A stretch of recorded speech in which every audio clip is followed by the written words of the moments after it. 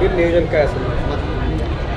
पहिली गोष्ट परिवहन समितीला आजपर्यंत जे म्हणत आलेले आहेत की परिवहन समितीला काही अडचणी येतात कायम, तर आमचंही विजन असणार आहे की आमच्या सर्व सदस्यांचं आणि माझंही विजन असणार आहे की हे परिवहन जे खातं आहे ते नामांकित खातं करायचं आहे. जो मिळालेला कालावधी आहे त्याचा अवसर चांगला घेऊन एक चांगलं विजन ठेवून काम करायचं आहे. आत्ता आपल्याला काही योजनामार्फत काही गोष्टी आपल्याला परिवहनला आलेल्या आहेत, तर त्या योजनेचा पुरेपूर वापर करून ह्याला मेन म्हणजे ज्या गोष्टी आपण चालवायच्या असतात परिवहनमध्ये त्या गोष्टी आपण व्यवस्थित पद्धतीने रीतीने व्यवस्थित मांडू, त्याची डिपार्टमेंट्स व्यवस्थित करू आणि परिवहन हे खातं एकदम सुरळीत आणून हे परिवहन खातं कसं एक प्रॉफिटेबल खातं होईल या पद्धतीने लक्ष देऊ आणि महापालिकेला हे उत्पादनचं साधन होईल अशा पद्धतीने आपण काम करू.